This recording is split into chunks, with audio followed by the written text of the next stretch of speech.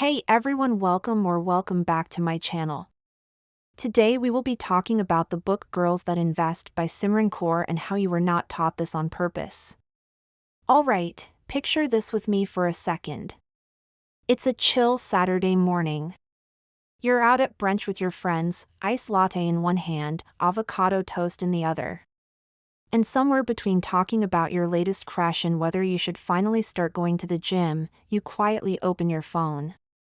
You scroll through job boards. You check your bank account. You swipe past a budgeting app you downloaded but never opened. And then TikTok throws you another video of a 23-year-old saying she retired at 35 by investing early. And you pause. You're like, okay, how? Why does investing feel like some secret club I never got invited into?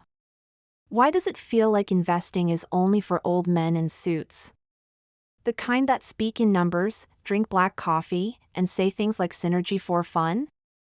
Well, bestie, that's exactly where Simran Kaur starts in Girls That Invest.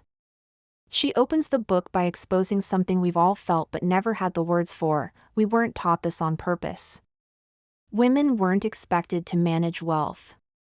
Women weren't taught to build wealth. We were taught to save, be cautious, be good with money, but not powerful with it.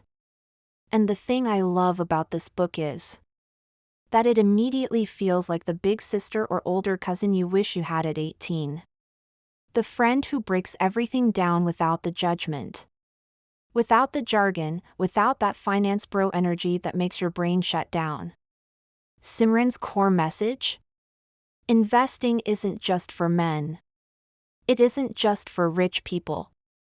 It isn't just for finance bros with podcasts and microphones they didn't need. It's for you. And the biggest flex you have? Starting early, like right now, is your superpower. Before we go deeper, ask yourself this. Who taught you about money growing up? And were they actually financially free themselves? Because what if everything you believe about money isn't the truth, but simply what you were taught? 1. Why women need to invest, and yes, you too. Women, on average, earn less money than men. Women invest later than men, if they invest at all. And by retirement? Women retire with way less money, while living longer. It's like we're playing life on hard mode without even knowing it. And the wild part? It's not because women are bad with money. In fact, research shows women are often better investors than men. We read just more cautious and less reckless. The real problem? We were taught that saving equals good. Investing equals risky. And what were boys taught? Take risks. Build wealth. Go get it. Simran flips this on its head by asking questions that hit deep. If your money could work harder than you do, why wouldn't you let it? What would your life look like if your future self already had financial freedom? Why are we okay working for money, but scared to let money work for us? She makes you realize investing isn't about becoming rich overnight, it's about making sure your 30s, your 40s, your retirement is a life you chose, not a life you were forced into. 2. Investing isn't gambling, it's a strategy. Simran breaks it down beautifully. Real investing is simple. It's slow. It's strategic. It's buying a tiny piece of a company and letting it grow over years. You're not trying to time the market, chasing the next hot stock. You're not turning into the Wolf of Wall Street, and you're not risking your savings on a hunch. You are letting compound interest work for you. Giving your money time to grow and investing in companies and economies, not gambling. She repeats this so many times in the book. And honestly, it's a relief. Long-term investing is calm, not chaotic. Now think about this for a second. If you invested $50, $100, or even $200 a month starting today, what would your bank account look like at age 30? At age 40? Seriously. Imagine your future self opening her investment account and seeing 5 or 6 figures staring back at her, all because you started now. 3. The beginner basics. This is the part where most finance books lose people. They start throwing around terms like mutual fund expense ratios and market volatility, and your brain is like, nope. I'm out. But Simran? She makes it feel like a gossip session about money. Step 1. Set your goals. This step is so underrated. Simran wants you to imagine your future life in detail. Not the aesthetic Pinterest version, but the emotionally stable, financially stress-free version. Where you check your bank account without anxiety, travel without guilt, buy groceries without doing the mental math, and feel safe. What does that life look like?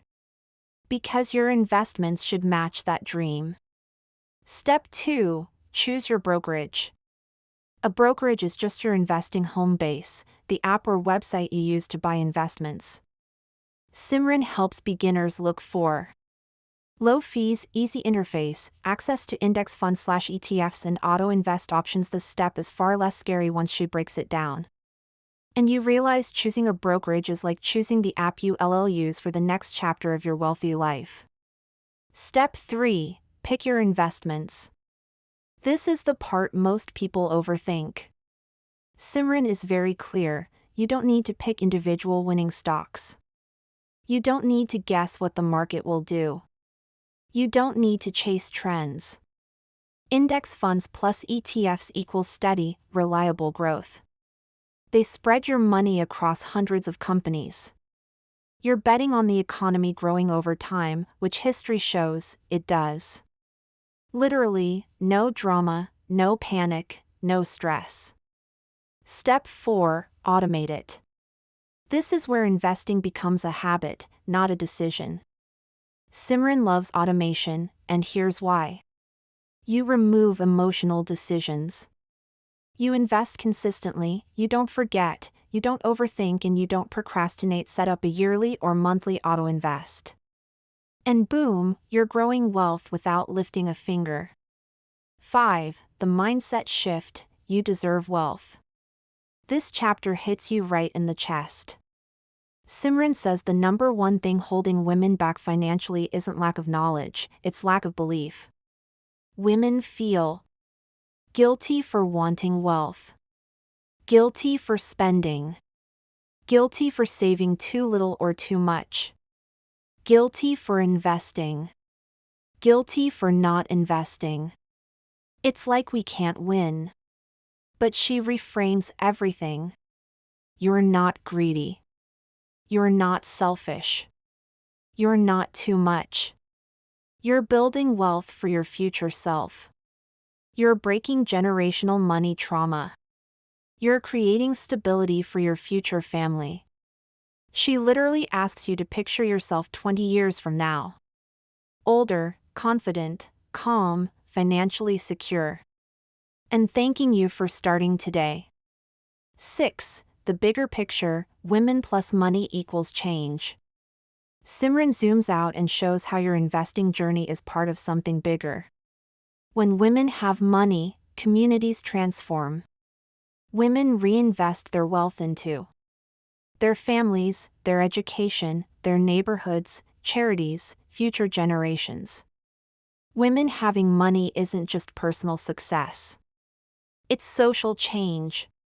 You investing isn't just good for you. It's a ripple effect. Question for you: what would the world look like if more women your age became financially powerful? Final thoughts. Girls That Invest is the rare book that feels like a mentor, a hype woman, and your smartest friend all rolled into one. It whispers, you don't need permission. You don't need to be rich to start. You don't need a finance degree. You just need to start. So I'll leave you with this final question. What's one thing you're going to do today that your future self will thank you for? Learning one term? Opening your first account? Investing $10? Listening to this video twice? All of it counts because 10 years from now, you will look back at this moment and say, I'm so glad I started. Thank you to everyone who stayed and watched the video. I hope you enjoyed the video, and if you learned something, please like, subscribe, and pass the video on. Till next time.